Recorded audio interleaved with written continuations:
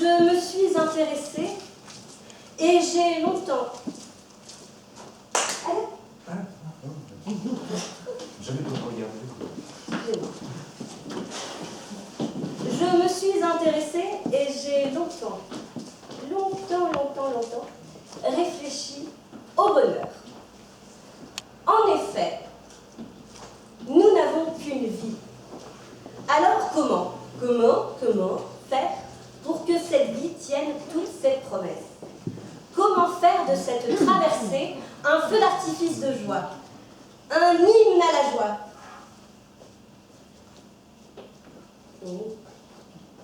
J'ai lu, j'ai voyagé, rencontré de grands maîtres, des philosophes, des techniciens de l'âme, et de tous ces partages, rencontres, méditations et expérimentations, je retiens une chose, une citation.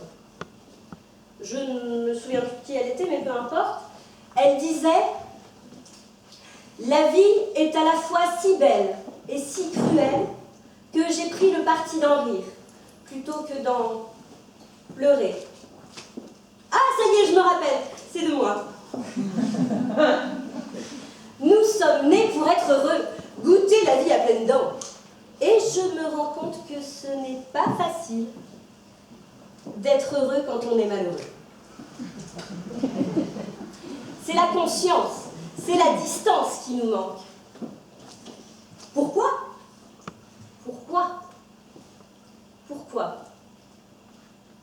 Quand j'étais petite, jeune, un événement a marqué ma vie. Il est des choses qui nous traumatisent et nous ne nous en rendons pas compte tout de suite. J'insiste, nous ne nous en rendons pas compte tout de suite. Pour ma part, j'avais relativement bien passé la trahison parentale de Noël au sujet d'un gros bonhomme rouge et blanc. Mais je ne pouvais pas me douter que ce serait plus difficile pour... J'avais 7 ans et toute l'innocence de cet âge de raison. Une lumière particulière inondait la clairière ce jour-là. J'avais attendu ce moment avec tant d'impatience. J'étais fière d'être enfin prête. Un air chaud caressait les genoux de la petite fille que j'étais. Il y avait une lumière particulière qui inondait la clairière ce jour-là.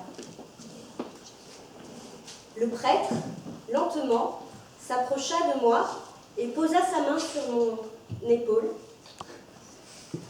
Je fis alors ma promesse scout. Je promets de faire de mon mieux pour faire chaque jour un plaisir à quelqu'un et apporter la joie autour de moi.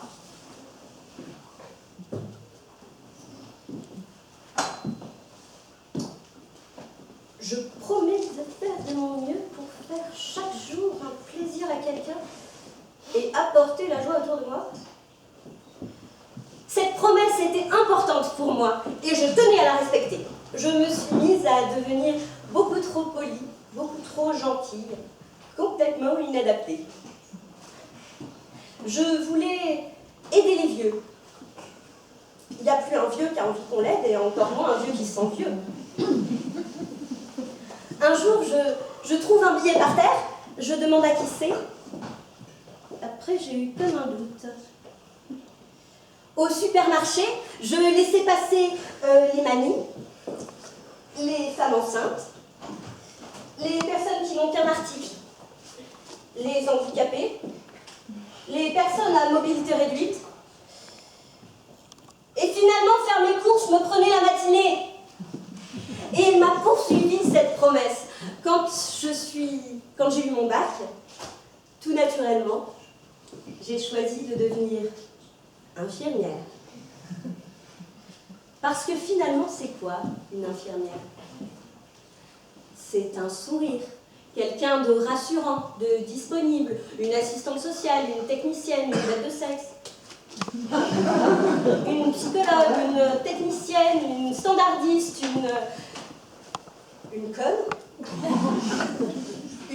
ou alors un super-héros. Infirmière, une vocation, c'est d'ailleurs pour ça que nous sommes payés si peu. Et Et voilà, j'ai dû me mettre à accepter l'inacceptable.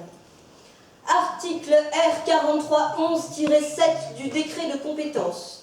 L'infirmière peut être amenée à effectuer un toucher rectal évacuateur. Je promets de faire de mon mieux pour faire chaque jour un plaisir à quelqu'un. J'ai pas supporté. J'ai essayé de prendre de la distance, c'était dur. Mais je voulais rester fidèle à mes engagements. Et en plus, je me disais qu'avec le nombre d'endroits où bosser comme infirmière, j'allais trouver ma place.